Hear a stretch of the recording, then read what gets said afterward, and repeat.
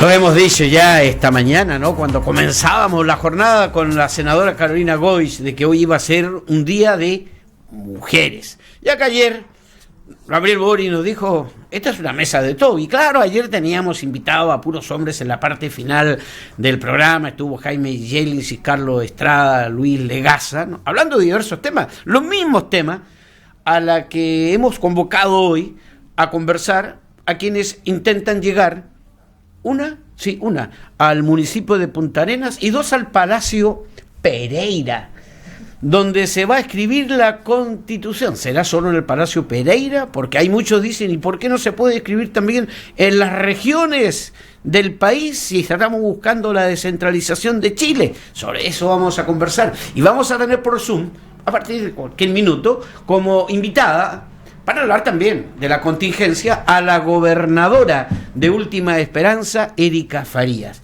Ingrid Milipillán, candidata a concejala a la ilustre municipalidad de Punta Arenas. ¿Cómo estás, Ingrid? Muy bienvenida, muy buenos días. Muy buenos días, un placer una vez más estar junto a ustedes y obviamente saludar a quienes nos están escuchando y nos están viendo a través de la plataforma de Polar Comunicaciones.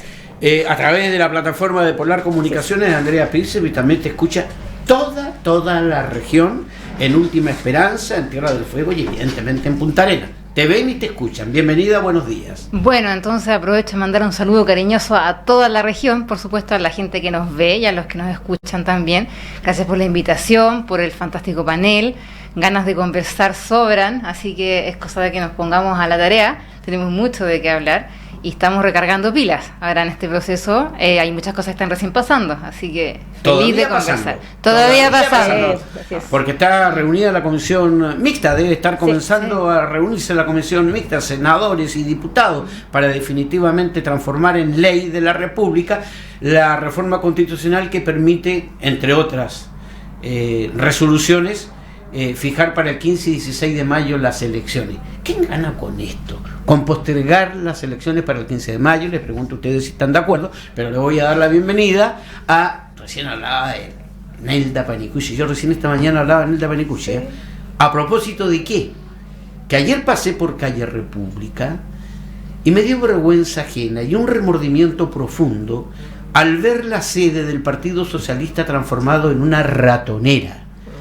Esa sede se quemó hace 10 años y un partido que tiene recursos porque tiene las platas en la bolsa de acciones no ha sido capaz de reconstruir una sede del Partido Socialista donde nació el Partido Socialista. Entonces ahí recordar a Nelda, recordar a los grandes militantes que el Partido Socialista ha tenido en la historia.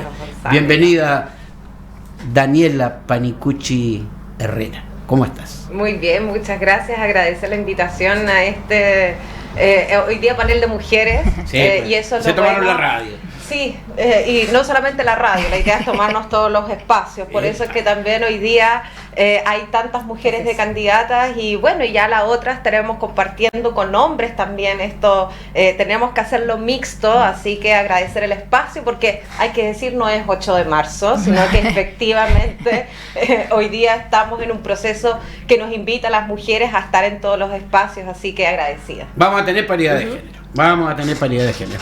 Andrea, ¿quién gana? ¿Quién pierde? ¿Qué te parece a ti esta determinación que ya está tomada de postergar las elecciones para el 15 y 16 de mayo?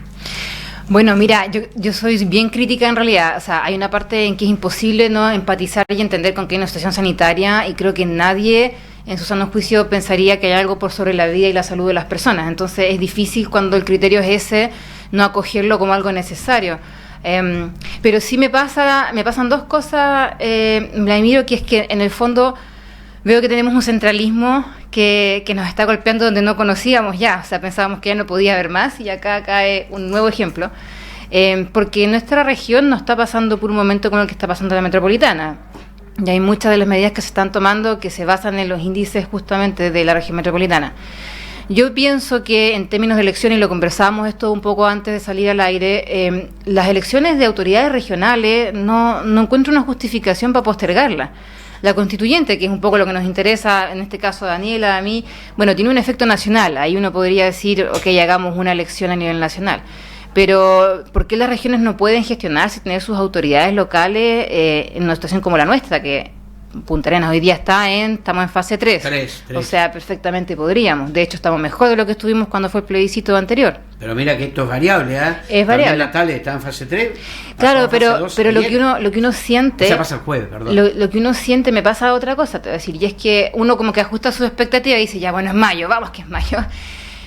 Tampoco me queda muy claro, no he visto nunca un estudio de especialista que nos diga que en mayo vamos a estar mejor. Entonces, de repente se siente que lo que vamos sacrificando es como la democracia y vamos postergando elecciones, pero el resto de las cosas se ven más o menos funcionando. Y hay que ver que le costó al gobierno tomar decisiones como cerrar fronteras para que haya vuelos internacionales. Entonces, un poco ahí yo creo que hay bastante improvisación y creo que es peligroso jugar con postergar y postergar elecciones que no solamente son simbólicas y necesarias, sino que además tienen que dar pie a gestiones muy importantes. Entonces yo estoy esperando que se alineen un poco acá las medidas y no sea sencillamente postergar por postergar, porque claramente nos perjudica. ¿Cuál es tu mirada respecto a esta postergación de las elecciones para mayo 15 y 16?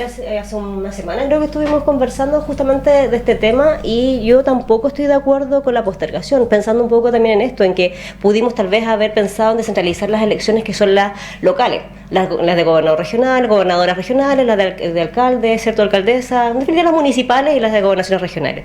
Creo que ahí, pensando también que una vez más el centralismo nos ataca, ¿cierto? Y lo que bien decía Andrea tiene que ver con eso, y las medidas tampoco nos resuelven los temas de fondo, que es lo que yo decía la semana pasada. Los temas de fondo que tienen que ver justamente con medidas que sean efectivas en torno a esta pandemia. Estamos cerrando fronteras hoy día, cuando debiese haber cerrado fronteras el año pasado, cuando partimos, esto se dijo el año pasado, cuando recién partimos con la pandemia y con todo este efecto que venía respecto al coronavirus, y lo dijimos acá justamente en muchos de los programas que estábamos con mujeres también a propósito de este espacio, y que claro, uno decía las medidas que se están tomando no son las más adecuadas, deben ser otras las medidas que tienen que ver justamente con cerrar fronteras en ese momento, que era donde partíamos. Muchos de los países que tienen mejores índices, y a pesar de los mejores índices igual volvieron a caer, ¿cierto? Porque esta cosa no, es como muy impredecible. Muchos de esos países también hicieron eso, cerrar, en definitiva, hacer cuarentenas que sean como más globales, más universales, donde todos y todas pudiesen estar en sus casas, y luego de ellos con medidas además económicas que pudiesen solventar, ¿cierto?, esos espacios más de cuarentena, lo que este país no ha hecho. Entonces finalmente tenemos medidas que son por acá una, por acá otra, y que no tienen efecto finalmente en la situación sanitaria del país y obviamente nuestra región. Nuestra región está en fase 3, lo dijimos ayer, y lo digo a propósito de estas medidas que se han tomado. Ayer partió nuevamente el toque de queda a las 9 de la noche en Magallanes, cuando el toque de queda en Magallanes estaba a las 10 y cambió justamente por el cambio de horario que tiene el país y no nosotros, en definitiva. Efectivamente siento que ahí tenemos otra medida centralista que vuelve a atacarnos y finalmente no resuelve el tema de fondo. Insisto, medidas que no solo sean sanitarias, que es importante, uno, como bien decía Andrea, uno empatiza con la situación nacional. Obviamente que sí, nadie está diciendo que en otras partes del país no están las cosas mal, pero también hay que entender que tenemos contextos que son distintos. La realidad es distinta en cada una de las regiones de este país, y una de las cosas que se están buscando, que se están luchando justamente es esa, que tienen que ver con descentralizar el territorio. Si no lo hacemos hoy día, la verdad es que vamos a seguir en esta rueda rara, donde las medidas no son las más adecuadas, y finalmente nosotros como región estamos pagando los costos de aquellas cosas que pasan en otras partes de Chile, en definitiva. Sí. Daniela, ¿cuál es tu opinión respecto a la postergación? Y algo que tocó, fíjate, la Ingrid, así pero muy a la pasadita, y donde yo he escuchado ahora opiniones diversas. Acaba de decir la Ingrid, se ha cambiado la hora en Chile, menos en Magallanes. ¿Qué les dice la experiencia a cada uno de ustedes? Son mamás, son trabajadoras, se levantan temprano. ¿Cómo cambia la vida también con este cambio de hora? ¿Nos cambia la vida? Sí, mira, pero respecto al punto de las elecciones, precisamente que pierden la ciudadanía. Sí. Aquí, antes de una crisis sanitaria, estábamos viviendo una crisis política, una crisis de representación, y que precisamente lo que ha hecho la crisis sanitaria es agudizar esas tensiones y esas crisis, porque el principal planteamiento que hay es precisamente hacia los espacios de representación. Cuando nosotros hablamos del centralismo, lo que es el centralismo es precisamente que unos pocos en otras partes toman las decisiones. Y eso es lo mismo que viene repercutiendo en nuestros ámbitos más globales, y eso se ha expandido. Por eso cuando uno dice que quien pierde es la ciudadanía, es precisamente son ellos quienes están perdiendo, porque dilatar esto también es seguir acrecentando la forma de actuar del gobierno, de los municipios que han tenido la crisis sanitaria, que sabemos que no ha sido la más efectiva. O sea, tal como lo compartían, o sea, la visión desde el Estado focalizado es precisamente los que nos tiene hoy día precisamente hoy día en avanzar hacia un proceso de convención constitucional, porque creemos que se tiene que cambiar ese rol. Y hoy día aplazar las elecciones precisamente lo que hace, a mi punto de vista, es quitar como el poto a la jeringa, no sé cómo es el dicho, porque el principal problema que tenemos también hoy día es un problema de gobernabilidad. Y por tanto aplazar las elecciones también implica que esas gobernabilidades no se forjan hoy día en acuerdos, en pactos y en proyectos colectivos. ¿No temen una abstención mayoritaria, abrumadora, en caso de efectuar durante la pandemia a través de todo el país las elecciones tal cual estaban programadas? Pregunto. Bueno, pero nosotros, mira, lo comentábamos, sí. O sea, yo pienso que una cosa es la región metropolitana, yo creo que allá tienen una situación... No solo en la región metropolitana, sí. El Biobío, Coquimbo, la Araucanía, Concepción... Pensemos en las regiones que efectivamente están en cuarentena total, donde efectivamente hay una abstención y ahí lo primero es cuidar la salud de la democracia y de las personas, por supuesto. Pero Andrea, también recuerden, nosotros, yo lo dije, nosotros estuvimos en cuarentena en octubre del 2020, en pleno proceso... Salimos a votar. Y la gente votó, la ciudadanía votó igual y votó en un porcentaje muy importante a diferencia de elecciones anteriores que habíamos tenido. Entonces, ¿por qué nosotros tenemos que, insisto, o sea, yo siento que sí, acá hay un tema de la ciudadanía, de la democracia, cierto que una vez más nuestra representación está siendo afectada, pero también tiene que ver justamente con esto de que decíamos, de que nosotros estamos pagando los costos del centralismo, y es una realidad, nos gusta o no, y es una cuestión que tenemos que cambiar, y eso lo vamos a cambiar solo si cambiamos estos procesos que vivimos hoy día. Tenemos que elaborar una constitución, que es una tarea que ustedes hoy día se están jugando. Yo coincido contigo, Ingrid, en una cosa súper importante, que acá creo que vamos a coincidir todas. Ojo, que lo que nos está pasando, que tiene que ver con la legitimidad de cuánta gente va a ir a votar para respaldar estos procesos. También hay que entender que la constituyente y a estas nuevas gestiones se van a hacer durante pandemia. Sí. Entonces hay que cambiar el foco, o sea, tenemos que poder hacer cosas considerando que estamos en una pandemia, porque si esperamos a que eso acabe, no sabemos cuándo va a suceder. Ese es un proceso que definitivamente es eterno. O sea, yo creo que mayo, nosotros podemos retroceder de fase, no tenemos certeza de que nos vaya a pasar. Claro, pueden salir las regiones que hoy día están complicadas y entrar nosotros en una cuarentena total. La única certeza que va a haber es que va a estar más del 40% de chilenas y chilenos vacunados. Esa es la única certeza. Que tampoco es resultado de que vamos a estar todos bien. O sea, yo creo que eso igual es una falsa realidad. Sí, bueno, tristemente hoy día somos famosos en el mundo por lo contrario. O sea, somos un ejemplo de cómo, a pesar de estar todos vacunados, no significa que el virus ceda o que las medidas puedan relajarse. A ver, Andrea, parto contigo y damos la vuelta. ¿Cuáles son las fortalezas y debilidades que tú has observado en el manejo de la pandemia a nivel país? A nivel país, yo creo que es innegable una fortaleza en términos de gestión técnica en algunas cosas, como el proceso de vacunación. Uno no puede ser mezquino en no reconocer que eso se hizo bien y se hizo en anticipación a lo que hicieron muchos otros países. La adquisición de ventiladores también. Hay algunas medidas que yo creo que han apuntado en la forma correcta. Yo creo que la gran debilidad acá es reconociendo distintas etapas, reconociendo que a este gobierno le tocó cuando nadie lo veía venir, pero que ya llevamos mucho tiempo, entonces uno va esperando como que cambie el tipo de gestión. Ha sido la intención, obviamente, de focalizar, pero sin tener la información necesaria. Yo creo que le tocó a un gobierno que no sabía cómo era la ciudadanía que gobernaba, ni la realidad que tenía, aplicar medidas que no sabía. Entonces empezó a rascarse donde no picaba y empezó a aplicar medidas de focalización sin saber cuántos hogares necesitaba llegar, sin tener un registro social de hogares efectivo, con bonos que eran muy por debajo de lo que necesitaba. Descubrió el gobierno que la gente vivía sin nada, descubrió el gobierno que había un 30% de informalidad. Entonces en esa idea de manejo, de focalizar, de que no le va a llegar ni 100 pesos a alguien que no lo necesita, resulta que tienen la vara súper mal puesta y no le llegó a mucha gente que sí lo necesita. Y yo ahí sí veo que hay una debilidad, porque eso no ha cambiado. O sea, seguimos en pandemia y seguimos teniendo como criterio principal aquel. Y yo te digo que la focalización me parece súper razonable en términos de que los recursos son escasos, uno necesita que lleguen donde tiene que llegar. Pero para eso tienes que tener una base de datos que te permita focalizar bien, número uno. Número dos, entender que si no es durante una pandemia que genera la crisis social y económica que tenemos hoy día, no veo cuándo puedes precisamente relajar esas medidas. Pero adicionalmente a mí me llama la atención con este gobierno y con otros anteriores un afán de ser eficiente y de focalizar y no gastar ni un peso, mientras que la plata se escurre por el Estado, pero de manera abrumadora en muchos aspectos, y resulta que hay colusiones y el servicio de impuestos no se querella y el Estado deja de recibir un montón de impuestos y tenemos corrupción en las Fuerzas Armadas y los millones se van. Y ayer escuchaba en la entrevista del candidato presidencial Sichel, que fue ministro de Desarrollo Social, y él dijo una cosa que... Presidente del Banco del Estado. Presidente del Banco del Estado, pero antes fue ministro de Desarrollo Social, y él decía, mira, sabes que los programas del gobierno, si tú calculas el peso, cuánto del peso se va en gestión desde que sale de la tesorería hasta que llega a la persona que lo necesita, es para llorar. O sea, somos súper eficientes al momento de que la gente se está muriendo de hambre, de que no le llegue ni un peso de más a nadie, pero en todo el resto... la plata se da por cualquier lado. Y ahora está en discusión y se ha puesto sobre la mesa el tema uno de la elusión en los impuestos y las leyes de exención.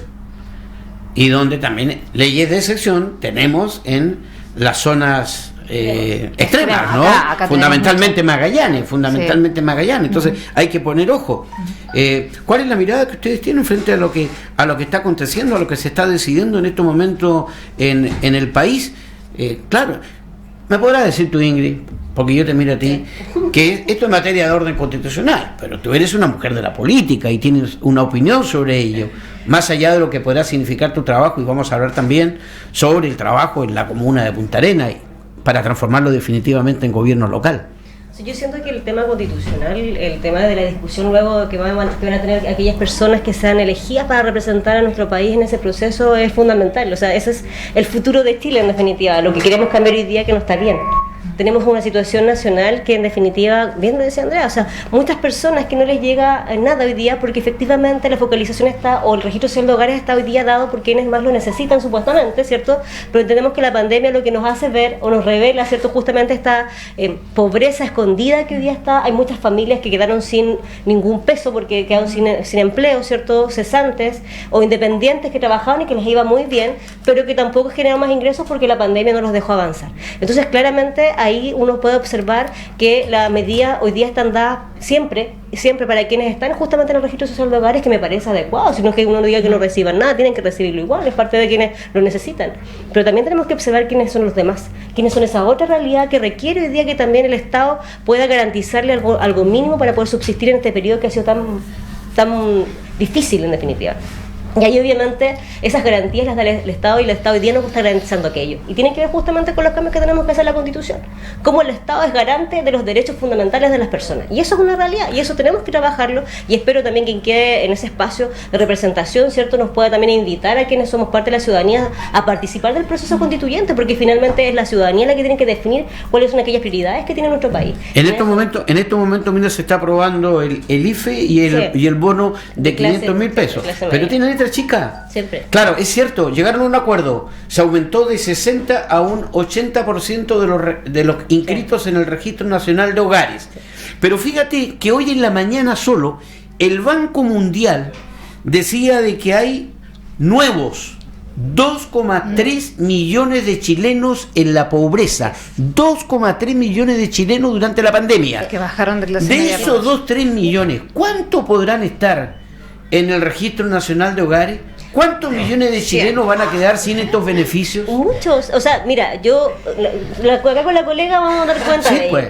Yo, si bien no trabajo en municipio ni tampoco en ninguno de esos espacios, me tocó por una cuestión de formación profesional apoyar justamente a familias que no tenían registro el año pasado y que, claro, les decían, sabe, tienen que tener registro para poder postular a esto, para postular a esto otro, y bueno, corrían y nos buscaban para que les podamos colaborar para poder subir su información al sistema que finalmente es el que da vuelta, ¿cierto?, que te entrega después el resultado del porcentaje que tienes en el registro social de hogares.